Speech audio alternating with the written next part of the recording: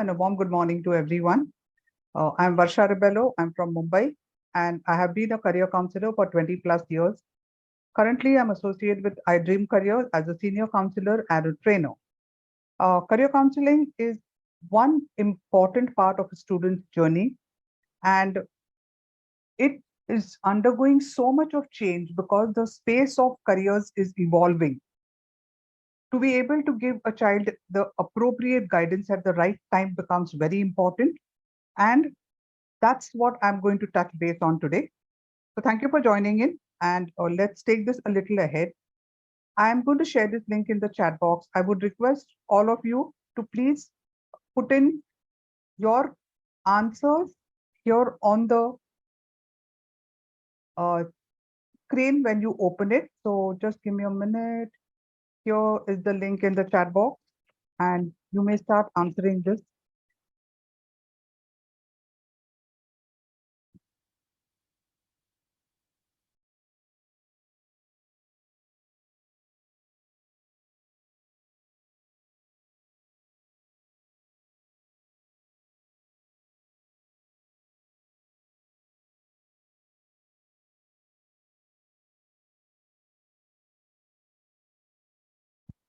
And the idea is just to try and understand from where all are we joining in today.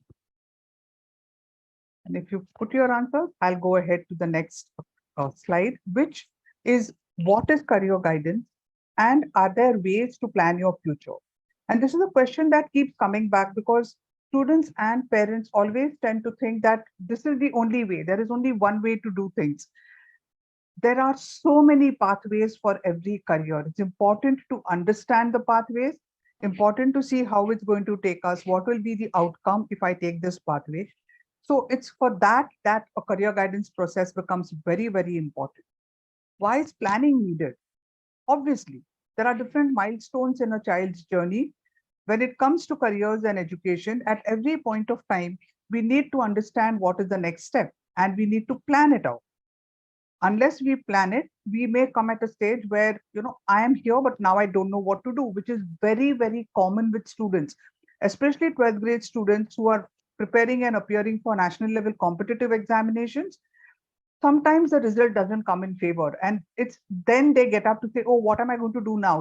I haven't got into what I want to get into, and I don't have a backup plan. So that's where the planning becomes important.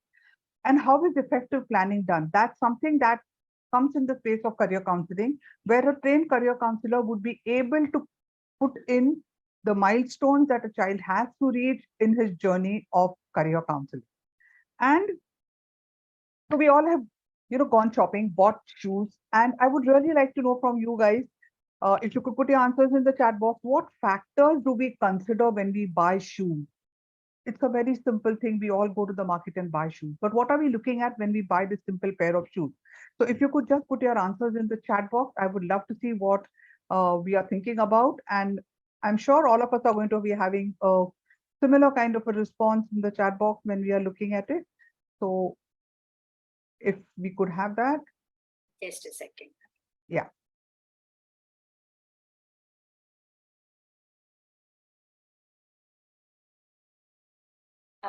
Here I see none.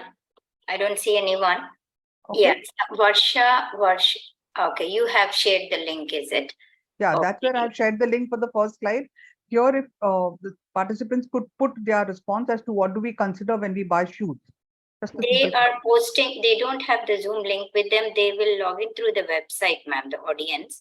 Oh. If you can share your, if you have shared the Zoom meeting link to anyone, they can directly join. Okay, then I haven't done that. I was not aware about this. No problem, no issue. Okay, so what do we consider when we buy shoes? So let's go ahead and try and see what is it. So size, design, color, brand, durability, comfort, price, and purpose. Now, shoes are something that we invest in and buy, and maximum use it for maybe a year and a half. And we look at so many things when we are buying the simple pair of shoes. When it comes to careers, how do we do our choices? Very often randomly. somebody says something and we decide that we want to go ahead and do it. When it comes to careers, all these factors become important. What is the purpose? What is the purpose of what I want to do? Why do I want to do this? Is it going to fit me? Is it my size? Do I like it? Is it going to be a sustainable career, durability? Am I going to be comfortable there, or am I looking at a career because somebody else is saying about it? Is it affordable? And that's a very big factor that needs to be kept in mind. Some of the courses are really very expensive. Am I aware about how much this particular course is going to cost my parents? No, we don't know, and we just jump into it. And there are parents who come back saying, this is an expensive course, I can't afford it, halfway after the child has done a year or two, because they did not have a reality check that in total, this is what the course is going to cost me. So all these factors become so important when we are making these choices about our careers. And that's where career counseling becomes so important, because the counselor is going to guide you through this process. And why do we need career guidance? So simple data that we can look at: 1 out of 50,000 students receives career guidance. And that should tell how it's not reaching everywhere where it should reach. Every child should have the privilege of getting a career counseling done for himself, to understand what his potential is, to understand what are the opportunities he's going to get. But it's really, really not reaching to the bottom of the ladder. The second data says 50% MBBS students want to opt out midway, because this is from the Deccan Herald, April 2020. We all know the effort it takes to get into a medical school. And after getting into a medical school, somewhere between year 2 and year 5, 50% of the students at some point of time feel, I do not want to do this. Do they leave it? Some of them do. Most of them continue. What could be the reason that a child who's got into a medical school after so much of effort feels, I do not want to do this? 2,400 students dropped out of IITs. This is from the print 2019. And these students dropped out, again, to get into an IIT and then to just leave the course. Why? 1 out of 3 professionals in India are career sleepwalking. What is career sleepwalking? To get into a career, study about it, get a job based on that career, and then say, this is something I do not want to do. And if we look at one common factor that runs through all these concerns that are there, would be that the students have not received unbiased career guidance at the appropriate time. And the bigger factor, careers are often chosen only on one factor, which is academic aptitude. And we know that there is more than academic aptitudes when it comes to careers. So many other parameters that need to be kept in mind. But that awareness is not there. And that is where career counseling becomes very, very important, to help these students make informed choices of what they want to do, what would be the best option for them. And if we have to think of what could be the scope in time to come, another way, another perspective of looking at careers. So on the screen, I have put up 4 problems, and these are universal problems. These are not problems that are only in India or, in some part of the country. They are universal problems. So if I see hunger as a problem, I can see 4 careers coming out of it. I can see a chef, an agriculturalist, public policy, food tech and nutrition. People who are trained in these domains are the people who can make a change where this problem is concerned. Similarly, if I see waste as a problem, I see an environmentalist, an economist, environmental law, public policy, anthropology, sustainability, all careers which could impact the problem of waste that we have. And so similarly for pollution, you have automobile and petroleum engineers who can make a change, public policy that can make a change, law that can make a huge amount of change in this area. And when it comes to safety, law, public policy, anthropology, psychology, journalism, education, self-defense, 4 problems, at least 15 careers that have come out of it. And one common thread, if you see, public policy is a common thread that runs through it. And that's very important. Unless there are policies, we are not going to have the desired outcome. And public policy is something that is very predominantly coming from the stream of humanity. One of the reasons why I stress this is because people still feel humanities is something that doesn't have great career opportunities. That is one. The second mindset says, "Ki if I want to get into crack a UPSC examination, then humanities is what I should study." Well, both of them are not so correct. There are so many options that come out of the stream of humanities, and any graduate can appear for UPSC examination and crack it. So we need to look at careers in a different way. We need to understand what is the scope of the career that I'm going to take. And we also need to have a look into the future. So this is something that all of us are talking of today, that we are preparing for jobs that may not exist in the future. And that's what we are doing with our youngsters. We are preparing them for jobs which today may not exist in the future. Today the job is there, tomorrow we don't know. We need to prepare for the ones that don't exist today, but will in the future. So that means we need to uh, teach our youngsters so many things. We need to make them aware of how they should be upscaling themselves and skilling themselves for the job opportunities that are going to come their way. And that is something, again, as a career counselor, we will talk to them, we will tell them, we will show them how it is great to have additional skills along with an academic degree that is there. And the career opportunities, the factors that shape the future, COVID-19 changed a lot of things, a lot of things once it came to the career spaces.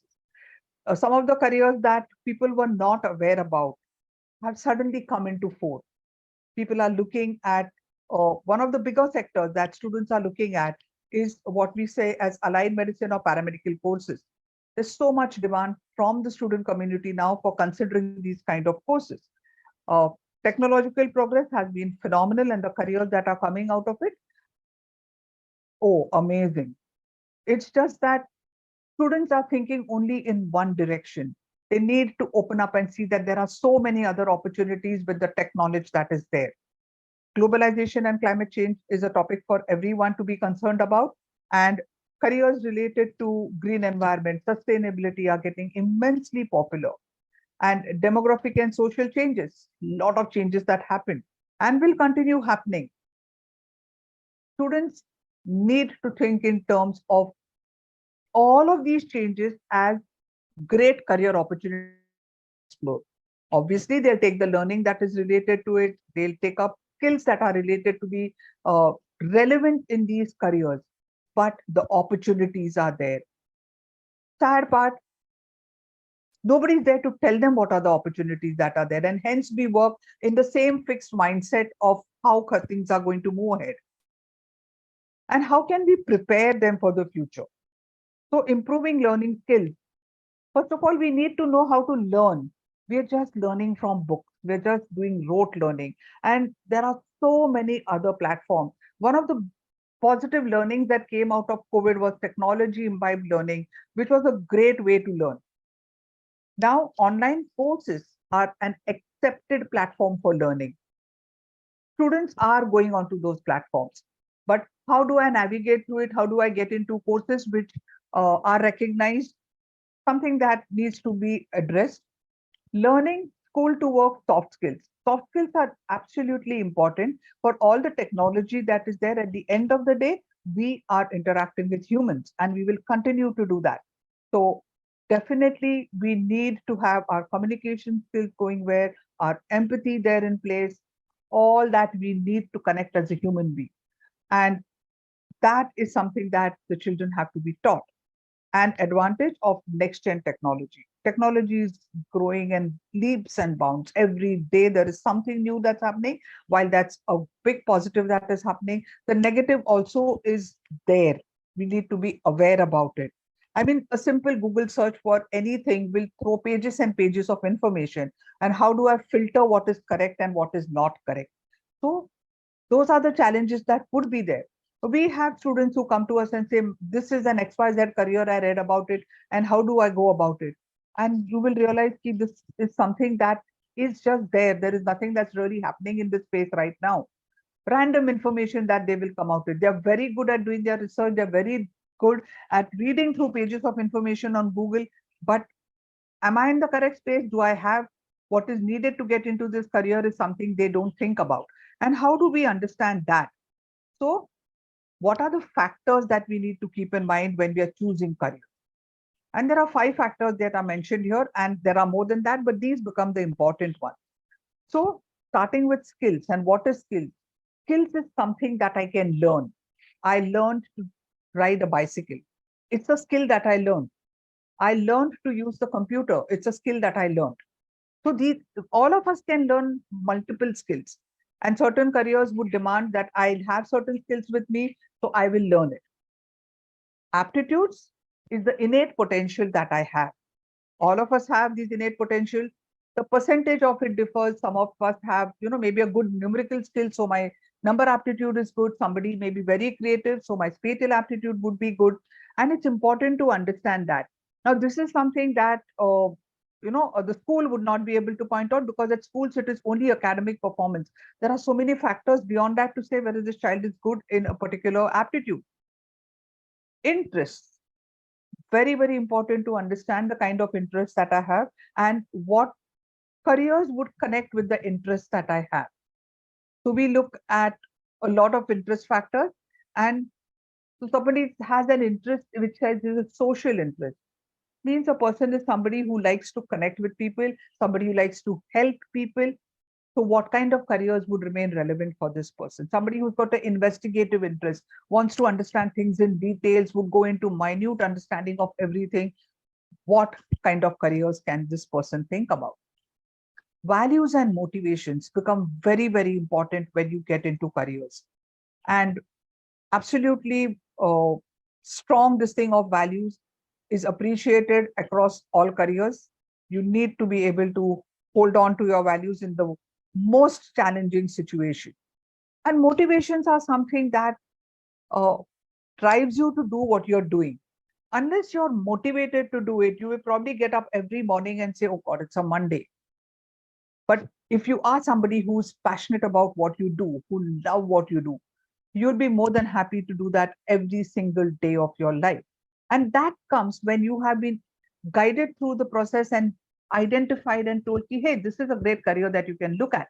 This is something that suits your personality. This is something that will sync very well with the aptitudes that you have.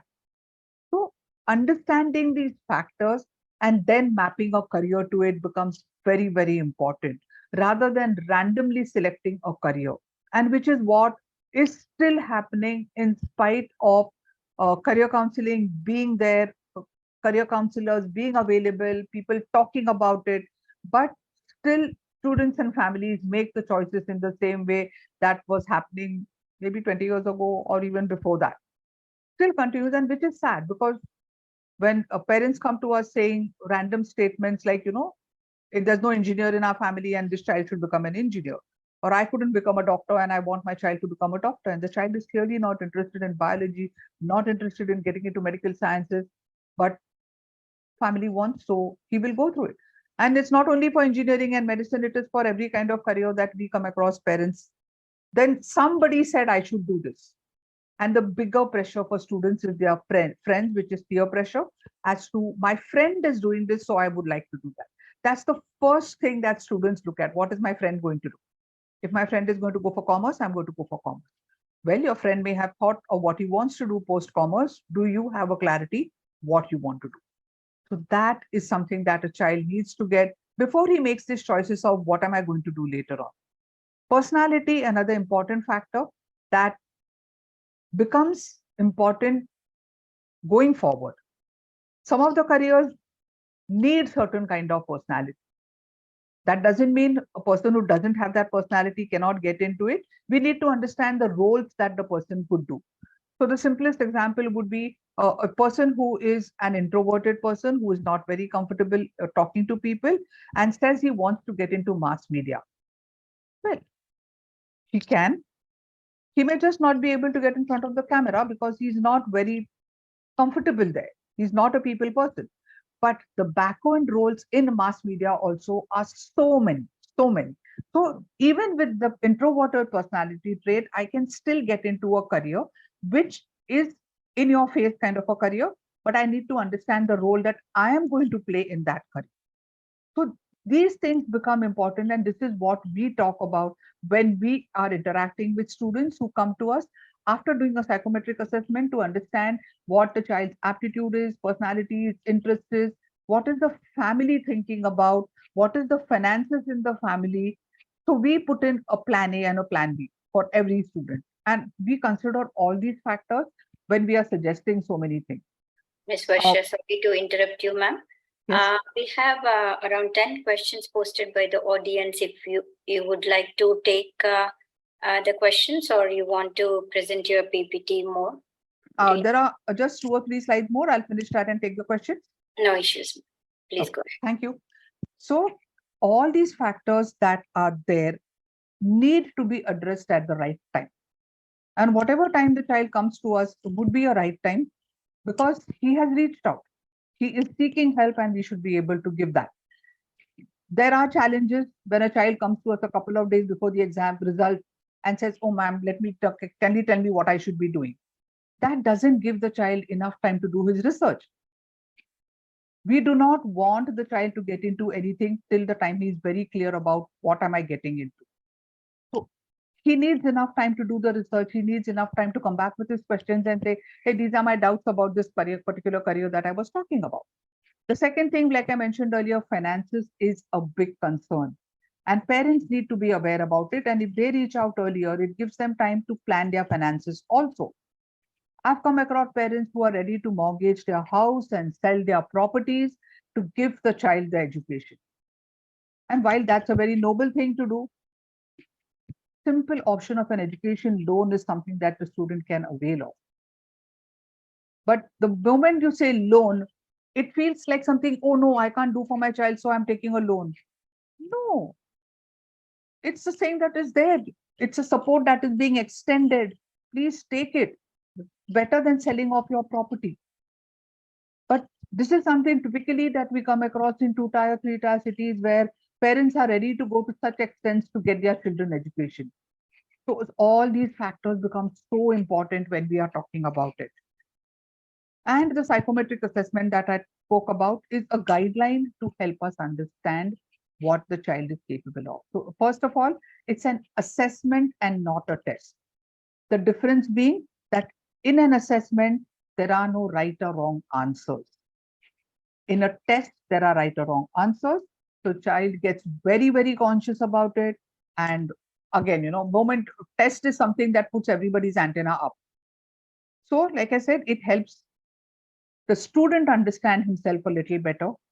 It supports the career counselor while guiding the student because it tells us so many things which are not there on a report card. We consider the factors which are important for careers, and a career counseling session with a trained counselor closes the circle because then she's able to help that child understand his potential, understand how he can go about it. The psychometric assessment looks at 3 things: aptitudes, personality, and interest. In the aptitude segment, 5 segments are looked at: the verbal aptitude, numerical aptitude, mechanical, reasoning, and spatial. The aptitude segment is the only segment in the assessment test which is a test, because here it has to be a right and wrong answer. It cannot be a random answer. So my verbal skills, which is my written communication skills, not my oral communication skills, my number skills, my skill of understanding machines, my reasoning, my creative, all that is looked up. Personality looks at 5 orientation, interest looks at 6 areas. So this is the assessment test that iDream Career takes up, and it's been a great success in the assessment sector with this assessment tool. And the other areas that we talk about, which a child should focus on beyond academics, is first of all, general knowledge, which in today's generation, for all the information that they have, general knowledge is something that is wanting. So we encourage students to actually really look at general knowledge. You cannot get your GK 2 months before an examination. It has to be an ongoing process. Time management for regular and for competitive examinations. group discussions, interview and building impressive resumes, talking to professionals. And it's such a simple thing, talking to professionals. In the family itself, we are going to have people from different professions. I mean, a child tells me my uncle is a lawyer. Well, great. Have you spoken to him to try and understand what his journey has been? No. I mean, why? Did you never think about it that this uncle could give me great insights into how his journey has been? Taking virtual tours of careers and colleges. All college websites have excellent virtual tours. And if possible, please go to the colleges physically. Like I say in Mumbai, IIT Bombay is here. And if a student from Bombay tells me that I want to get into an engineering course and I am an IIT aspirant, the first thing I would say, please go to IIT Mumbai. The second thing I would tell him, IIT Mumbai has a tech fest every year in the month of December. Please go and see what it is. That is the real experience. Go and see. So I also suggest to parents that if you're going for a vacation somewhere and that there is a great college which your child may be looking at, please extend your 3-day vacation to a 4-day vacation so that your child can go and visit the college. Because this is where reality hits. Just trying to see on a website and going and seeing the vibe of that place is something that is a totally different experience. And read more is something that we constantly need to be telling children, and build skills. It is a skill driven world now. So whatever skills are going to be important, invest in learning that. It's going to give you great results. But it's not going to happen magically. You need to invest in it, need to put time into it to learning those skills.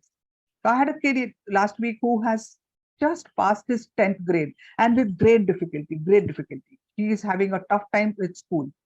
But this boy, from 8th grade onwards, learned tally and GST. When he reached 10th grade, he learned GST. And now he's telling me, ma'am, the only thing I want to do is a diploma in accounting and finance. That's the only thing. So I was like, why? You have the potential. He said, no, ma'am, I know this is something that I'm very comfortable with. And this is what I want to do now. And while that was a great pathway for him to look at, what I encouraged him is to get into open schooling and finish his 12th and then get into IGNU and finish his graduation. He was unaware that he could do that from distance education. He was very reluctant to get into it. He says, no, I don't feel the need of it. Told him, you will not feel the need of it now.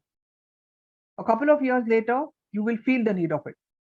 So please go to these distance education portals, which are globally recognized. They will give you the best education and you can continue with what you are doing. So what all can a career counselor bring to the table becomes important. And that is where we will guide students into making these choices and decisions. So now open for question answers. Thank you, Ms. Varshas. You have covered pretty much like all the questions I was going through. But again, like I would like to read out those questions to you, ma'am. If you can close the PPT, Sure. the audience can note the number and the email ID. Please, if you can take a screenshot. Yes. I want me to share it again. Just a minute. Yes, please. Since they're watching on the website. Yeah. If they can take the screenshot, they can connect with you. And ma'am, if you can close the PPT and expand your camera screen so that they can have a better view of you. Thank you.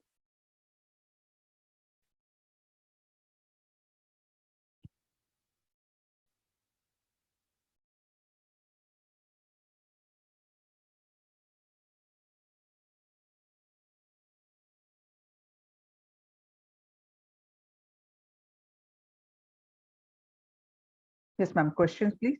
Yes. So the first question, you have already spoken about that, but still, how does effective career counseling contribute to the overall success and development of the students? Okay.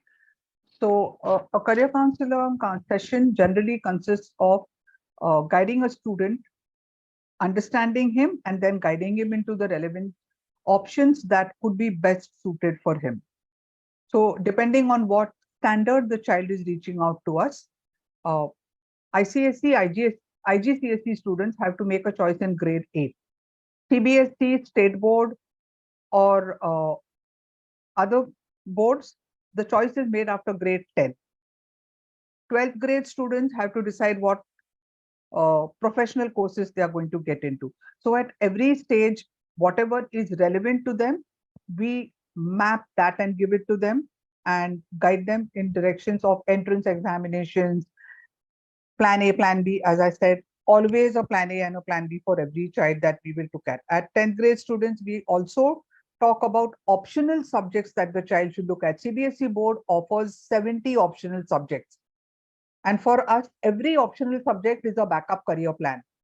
So if the child has taken, let's say, physics, chemistry, mathematics with economics, and for whatever reason has not been able to get into a good engineering course, he can also consider a maths and economics option going forward. So optional subjects that are there are very, very important, and we help the students depending on what their skills are. Depending on that, we guide them with that. So the process is, this is something that we do in the career counseling session. Yeah, good to know, ma'am. So can you share some examples of how targeted career counseling has positively impacted students' academic performance and motivation? Oh, okay. So I have had the privilege of working with certain schools which take us for long-term interventions. So long-term in the terms of 4 years. So we start with these students in grade 9 and we work with them till grade 12. It's the same set of counselors who would be working with them.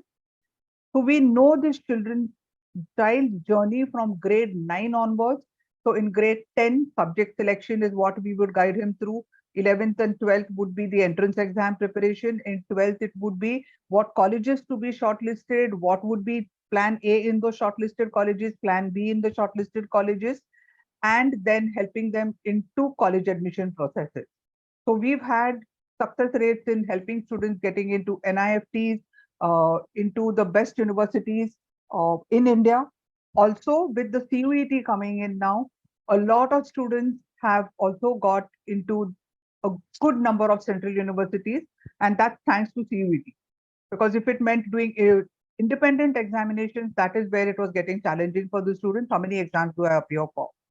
So it has been a great journey in this respect where we are doing long-term career counseling for the students. The counselors know the student in and out by the time. So regular interventions with the students, online, offline, both modes we do it, and we have seen concrete results that we have been able to help students make informed career choices and go to the places of their dreams, I should say, because colleges are a dream for students. Okay, ma'am. So in what ways can career counseling play a role in aligning a school's curriculum and teaching methods with the evolving job market and industry trends? It's an interesting question, though. Yes. So we also map the curriculum to careers. That is something that we do. And hence, when we are asking students to look at certain subjects, we can show them topics which will tell them, okay, if you're studying this, this is what you would be doing in a career. This subject is going to help you in this career this way. So mapping careers to curriculum is something that we take up upon us, and then we can guide students. Now, when it comes to job scenarios, very often the job scenario is going to happen 4 years after the child has left school after 12th grade. What happens in that 4-year journey becomes very important when it comes to jobs. If they are in school, we are able to reach out to them till 12th grade. Beyond that, we can guide them into correct colleges, tell them what they can do to be relevant in the job industry, tell them how to build up their profile, along with academics, the various factors that become important for jobs, how to look up internships, how to network, how to take skills, is something that we would tell a 12th grader before he moves out of school, so that once he's done his undergraduation and he's looking for a job, this opportunity, he has his resume saying everything which a company would say, I want this particular student in my organization. So that is how we work on that. Okay, ma'am. Thank you. So, how does early exposure to career counseling help students set realistic goals and make informed decisions about their educational paths? Great. Thanks for asking that, because like I said, if you come 2 days before the result, it's very, very challenging because the child cannot do a research about it.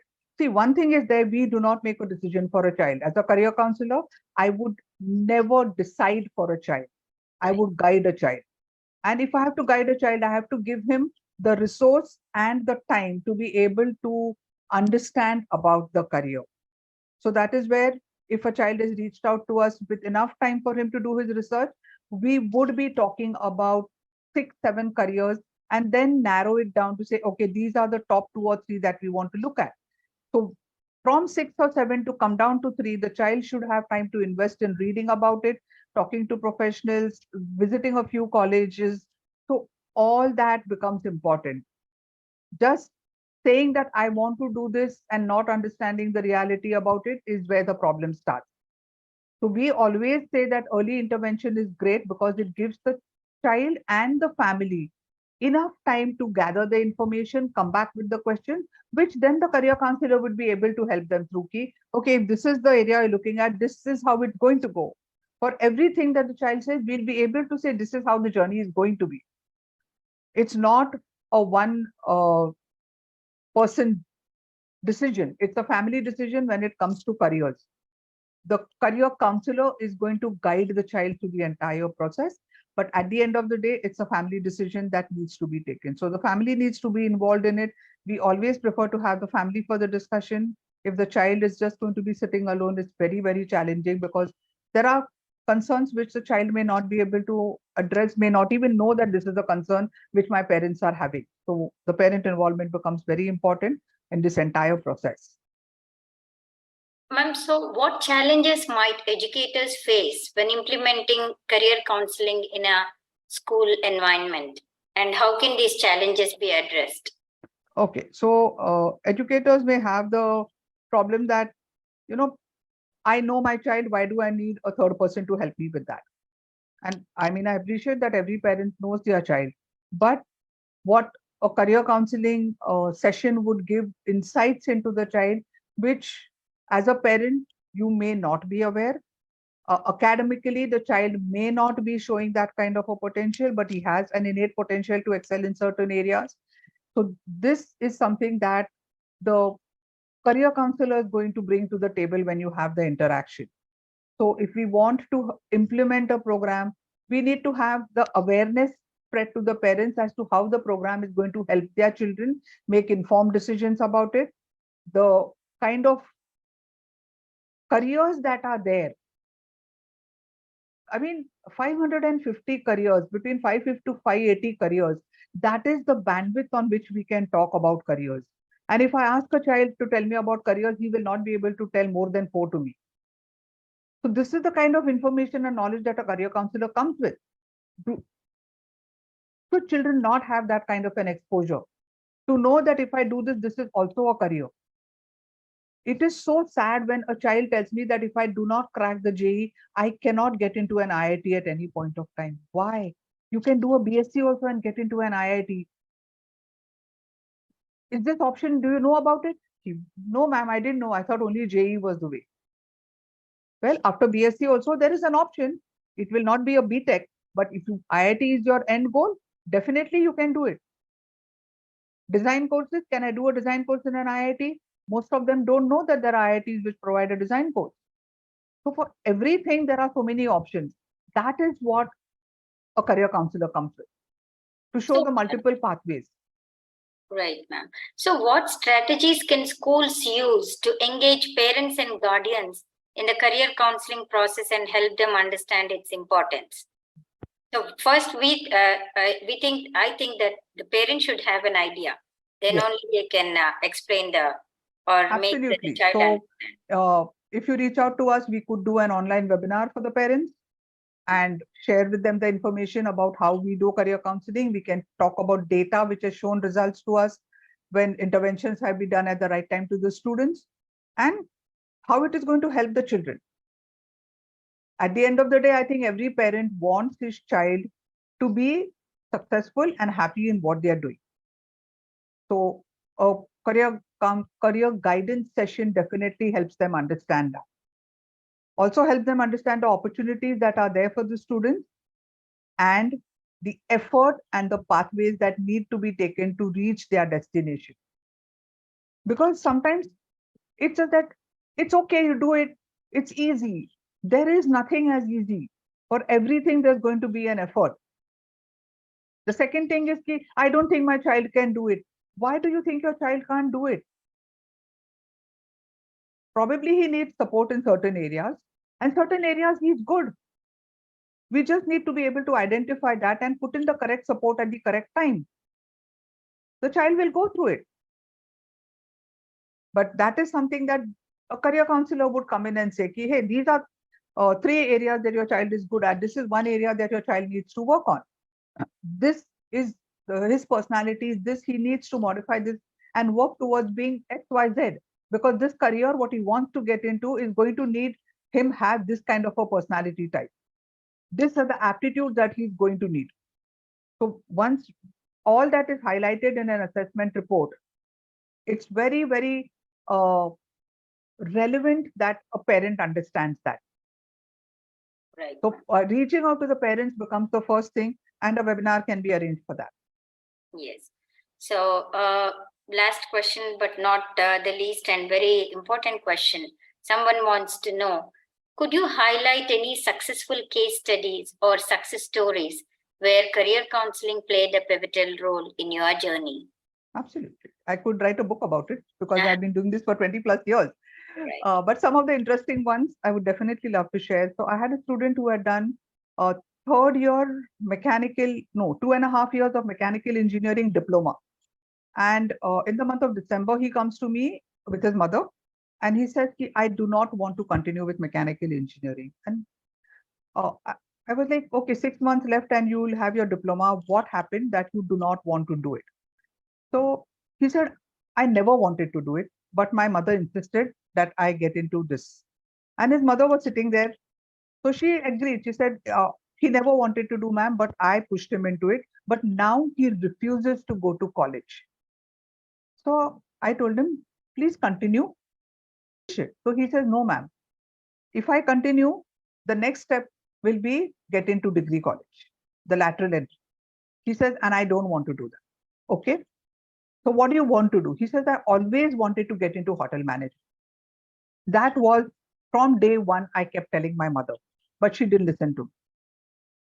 So mother said, I'm now okay with whatever he does because otherwise he's going to just stop his education. So in December, when this child came to me, we were then hotel management, what we need to do, and we sorted out.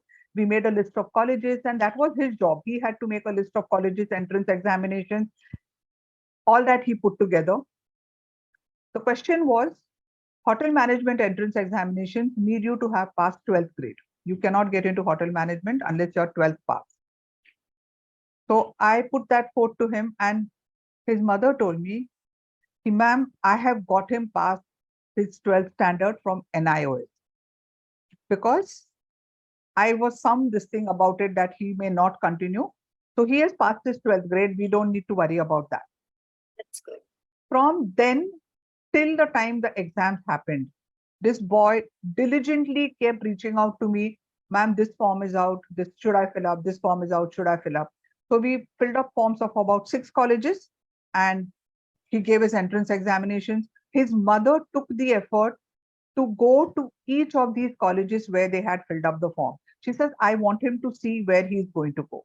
And that was really a sincere effort from the mother's side. After they visited the college, he comes back and tells me that the only place I want to go is IHM Aurangabad. That's the place, that is my dream college, I want to go there. Told him, work hard, crack the entrance exam, it is yours. The boy cracked the entrance examination, got into IHM Aurangabad, that's the Taj group of hotels, and now is doing his master's in London. So one success story that is there. Another child who was preparing for NEET, and about 3 months before NEET, same story, I don't want to give NEET. And what happened? So she said, no, I'm interested in psychology. when have you studied psychology? She said 11th and 12th, I took psychology as a subject, and I now feel that is what I want to do. So we discussed about getting into psychiatry. So she said, no, ma'am, I'm not interested in getting into the medical profession. I told her, it's, 2 months that is left for the NEET. You've invested 2 years in preparing for it. You need to value the efforts that you have put. Point one. Point two, appear for the examination, get your result, and then if you still feel that you want to go ahead for psychology, please go ahead. So she says, ma'am, if I clear my exam, which I know I will with a good score, my parents will not let me change my stream. So we had a very intense discussion with the parents, who as parents felt that if the child cracks the entrance exam and gets into a government college for medicine, she should continue. But she was like, I'm not interested in it anymore. But she agreed to clear the NEET because somewhere I managed to convince her that your time and efforts need to be understood. And tomorrow you shouldn't feel that maybe I would have become a good doctor. Maybe I would have cleared the NEET examination. So we don't want these questions in our mind. So she gave the NEET, cleared it with a good score, would have got a government college, but she's very clear, I don't want to do it. Got into a very good college in Mumbai to do her psychology course, is currently pursuing her PhD. So, I mean, these are something that gives immense satisfaction. So for more success stories and for good results, you can reach out to ma'am. School Journal of Education and schoolreformer.com. Thank you for the talk, ma'am, and for patiently answering all the questions, though those were very repetitive. We also thank the audience for participating in the event. We will end the session now, ma'am. Do you need Thank you so much. Do you have anything else to say, ma'am? Just a very heartfelt thank you to you and to your team and to the audience for being there. Thank you so much. Thank you. Bye. Bye-bye.